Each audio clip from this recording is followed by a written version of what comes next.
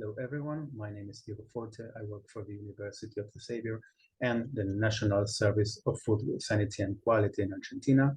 I'm also part of the group Ecolinguistics Argentina.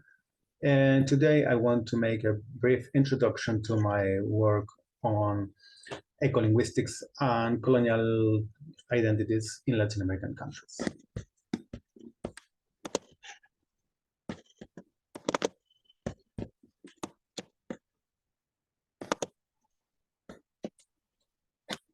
My presentation for today is titled Coloniality and Industrial Environmentalism, the Role of Ecolinguistics in Latin American Discourse Studies. There's a nice picture of me. And also some clues to find me, my email and my profiles in Academia and ResearchGate. If you want to talk about this, discuss these things, or you want to contact me, I'll be delighted to talk to you. So, main goals for today. As I said before, colonial identities in the national spirit, in discourse studies, and the impact of ecological discourses and the categories applied to non-humans and nature. I also want to point for an alternative or a way out of the problems we are going to address by deconstructing hegemonic and anthropocentric discourses. First, I would like to start with a quote from Viviane de Mello Resende, a critical discourse analyst from Brazil, and she states that colonialism of knowledge in Latin America has led as consequence to the forming of a body of researchers competent in understanding and applying theories and methods, but who are petrified at their own ideas, as they always need to be legitimized by foreign thinkers. The problem is that creativity plays a fundamental role in scientific progress and in creating theory. Our low scientific self-esteem has made us hostage to imported progress, given that we do not see ourselves, in many instances, as being able to contribute effectively in developing the theories we use. Actually, what Resende points here is that we as peripheral researchers adopt foreign theories, European theories, and apply it to local corpora.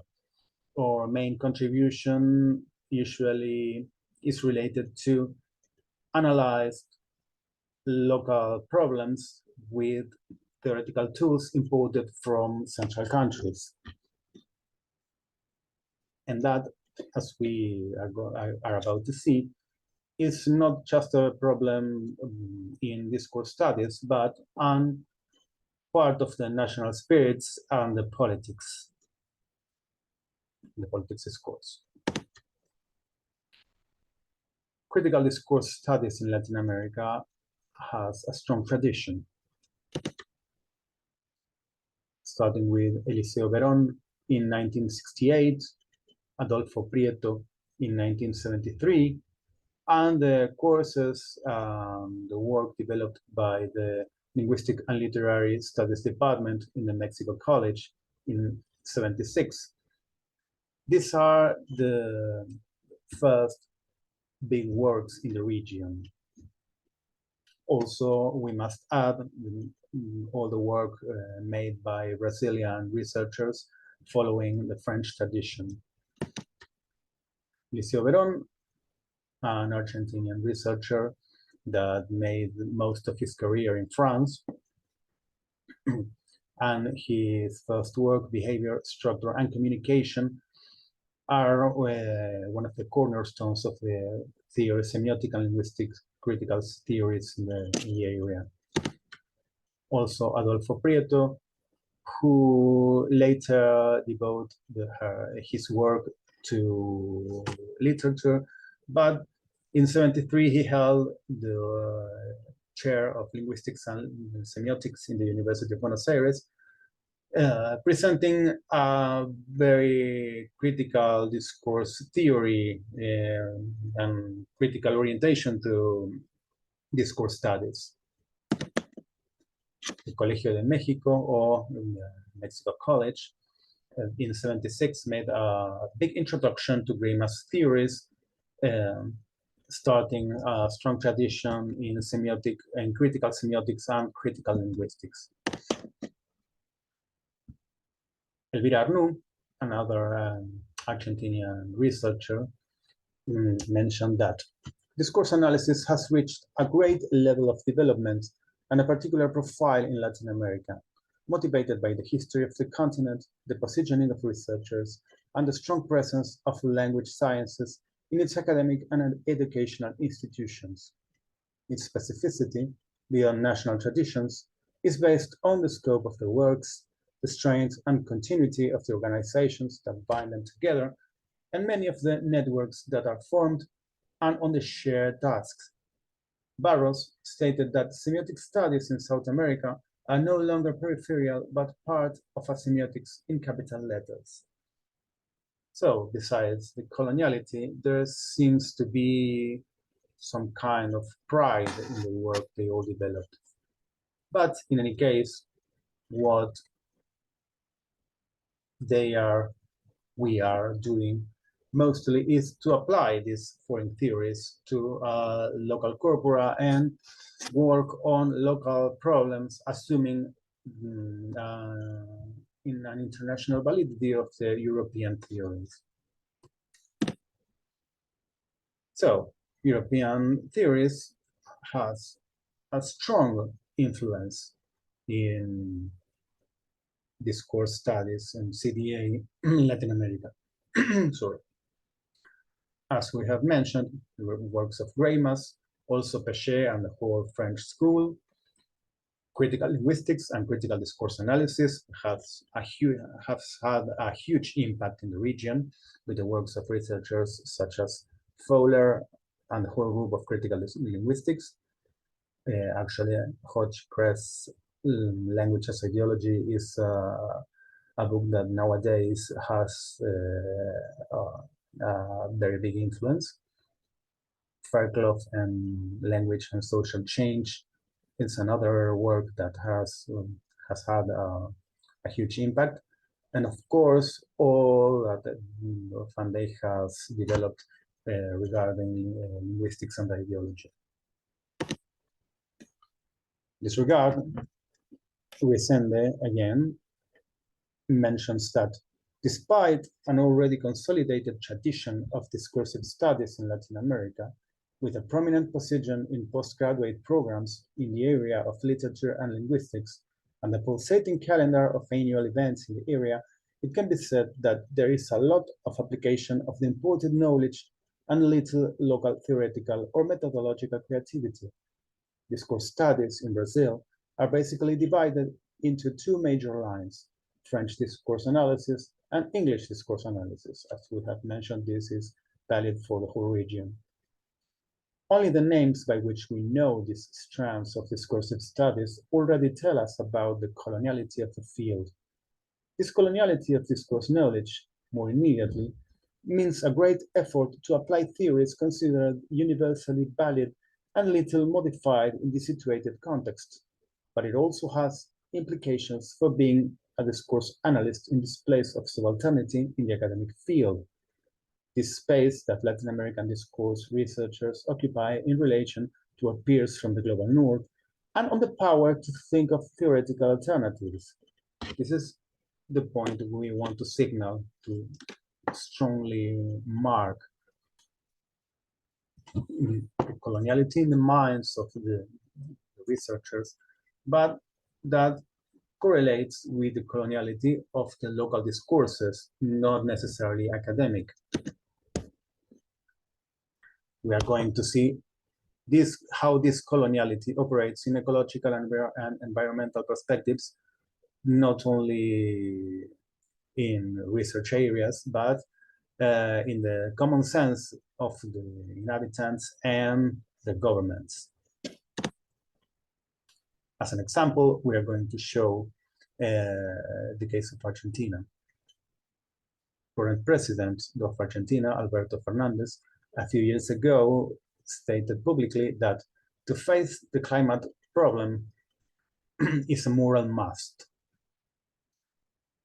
But this statement presented a few problems. this is, he made this publicly, and this is the webpage of the government of Argentina. What he said was, what is Latin Americans' fault when many areas become desertified and what are used to be productive ceased to be so? And what is Africa's fault in suffering what it suffers? We really have to deal with climate change and solve all the damage that was generated by the ambition of the powerful to continue winning at any cost, and the deniers who said that climate change did not exist and continued to subject the world to more poisoning. One thing we must mention as a good thing in this statement is that he's considering not only Latin America, but Africa, and also he mentions Asia as as peripheral areas, and he's blaming the United States and European countries for the pollution and the climate crisis. But, however, from a material perspective, this is not exactly the case for Latin America, because the area is actually a big producer of pollution from many sources. But from this mention, I almost forgot from what the president said. He's placing the region in a victim's place. So, ecological and environmental perspectives regarding discourse studies. The two main currents that approach environmental problems, ecological problems in discourse, are Latin American environmental thought, PAL, in Spanish, by its initial in Spanish, Pensamiento Ambiental Latinoamericano, and of course CDA. But both of these perspectives approach the problem through what Anselm and Hoffman considers industrial environmentalism. They actually mention it, they call it fatalist industrialism. Which is to say that the approaches are perspectives that consider climate change as a resource crisis and not an anthropocentric one.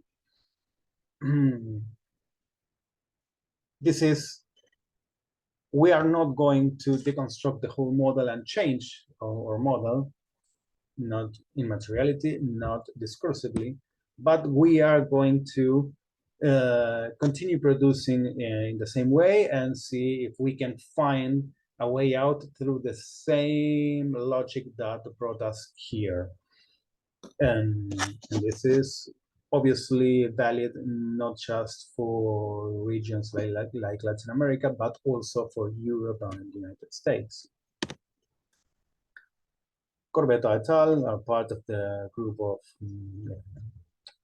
that holds these perspectives, and they state that we believe that the necessary basis to dismantle the unique and linear thinking that the hegemonic and Eurocentric development model has built are in Latin American education with regional and territorialized theory capacity.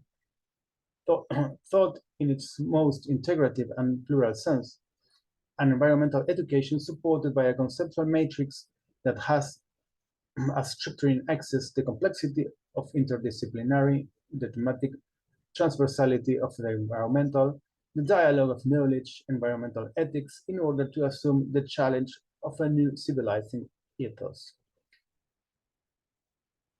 It's a little complicated, but as it has been posed, but it doesn't say much about what they want to do, with what they really want to do with a productive model and a discursive model. In any case, we must bear in mind is that environmental is not ecological. And as we pointed out, this is the key.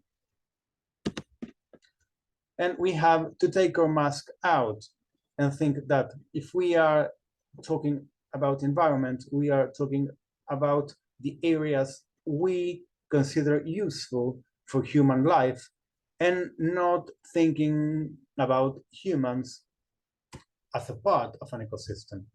And this is the important category to deconstruct environment, because if we do not deconstruct this category, we are still thinking that we own the planet and we own the environment. And this is what allows us to keep on producing the way we are producing and not deconstructing our productive model or discursive model. Then, Latin American environmental discourse approaches pose a discussion about distribution of the resources, but as we have said, not a discussion of the productive model, and keep an industrial environmentalist perspective. But Svampa and Viale mentions that the massive agri-food model presents a huge impact in our health and the lives of animals, plants, and fields. It's a model constructed by big international companies. Agribusiness model is responsible for the main socio-environmental trouble in Argentina, or potential Chernobyl. So these two researchers are part of the few that discuss the productive model and the discursive model that is allowing this kind of relationship with our ecological system. And they go on. In our country, Argentina, the social and human sciences, with a few exceptions, continue to turn their backs on these issues. There are many who still defend a limited and partial approach to the environmental issue, more linked to the hegemonic perspective than to the holistic issues and regional languages of assessment that have emerged in recent decades in the heat of struggles. He mentions all kinds of social struggles. Even in progressive sectors, a kind of indifference seems to have settled, if not intellectual laziness, very functional to the crisis, by the way, which on the one hand tends to accept the questioning and criticism of the current development models, but on the other, without meditation or solid arguments, maintains and repeats like a mantra that the problem is that there are no other alternatives.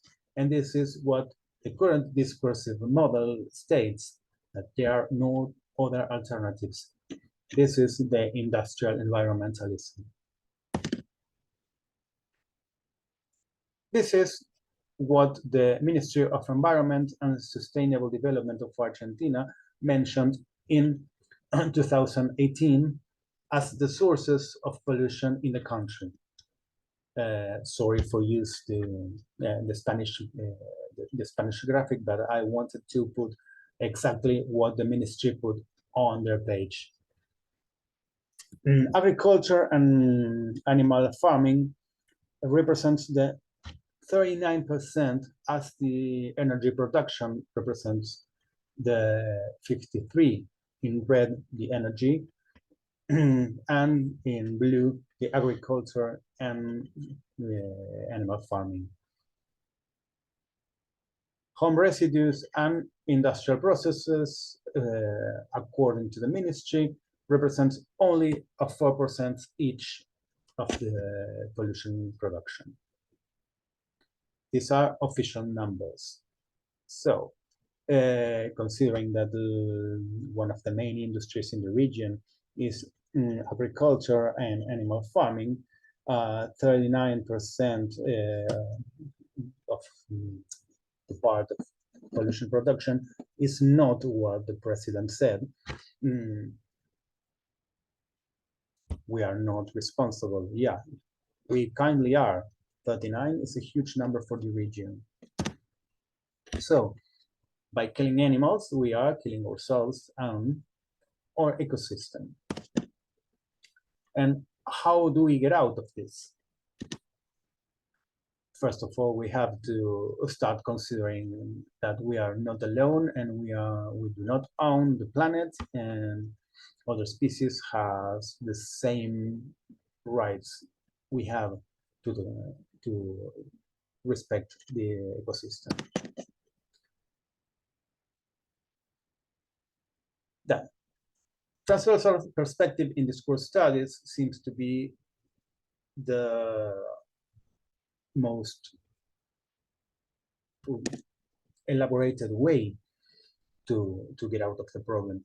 Actually, given the European hegemonic models in critical discourse approaches, gender studies and critical animal studies are taking the flag and deconstructing in a more effective way this kind of category, the hegemonic categories. But nevertheless, they are still not considered by Latin American CDA. There are a few works that adopt some of these perspectives. And I actually like these perspectives, gender studies and critical animal approaches, because they tend to deconstruct anthropocentrism, coloniality, speciesism, androcentrism, white supremacy and racism, poverty and exclusion, and all these kind of things that in many ways critical discourse analysis are not approaching. Perhaps critical discourse analysis, of course, deals with white supremacism, racism, poverty and exclusion, and actually with coloniality, but not with speciesism and androcentrism. Perhaps nowadays, given the importance gender studies are having today, some of works that deconstruct androcentrism are entering in critical discourse analysis, but not necessarily speciesism. And what androcentrism poses is this transversal category, right, in the deconstruction of this transversal category. So, in a certain way, we must start addressing our surroundings and the other species that we share the planet with.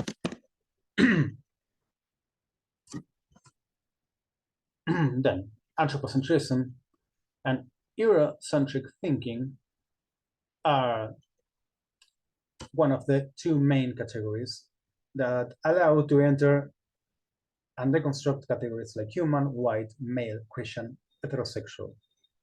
This is why both critical animal studies and gender studies are so important to approach these issues and these ecological issues. Because it is not enough thinking about resources. You must deconstruct the category of resource and look for agency in all participants involved.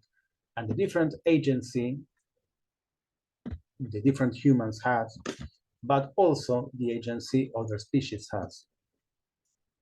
We have to place everyone in a different place, but this is made through discourse analysis. So, critical ecolinguistic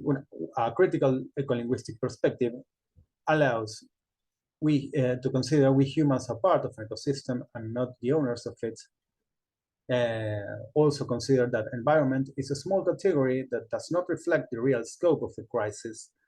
And we can think that perhaps it's not accurate to speak about a climate crisis, but an anthropocentric crisis, because it's actually this category that we do not deconstruct.